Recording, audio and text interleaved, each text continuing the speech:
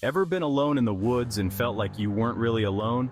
I have a chilling story for you. Imagine this. A man named Jake, an avid hiker, decides to explore a dense forest he's never been to before. The kind of place where GPS signals vanish and your only guide is the sun.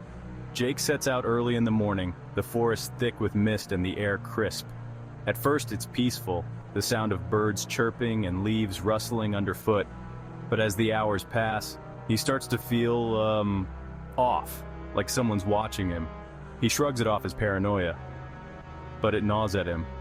He keeps hiking. Then he hears it. A low whisper, almost like the wind, but more sinister. He stops, listens, but hears nothing. Jake presses on, chalking it up to his imagination. But the feeling of being watched intensifies. As dusk approaches, he decides to head back. But the woods seem different now, darker, more menacing. The path he took is now unrecognizable.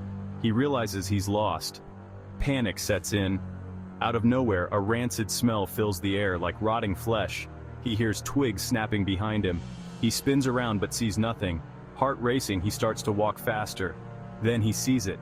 A tall, gaunt figure, eyes glowing in the dim light. It's the Wendigo. Jake's breath catches in his throat. The creature moves closer, its skeletal frame almost gliding over the ground. He turns and runs, branches whipping his face, adrenaline pumping. He doesn't look back. The Wendigo's footsteps echo behind him. Finally, he bursts out of the woods, collapsing onto the ground. He looks back, but the Wendigo is gone. Just the dark, silent forest staring back at him. Jake never hikes alone again.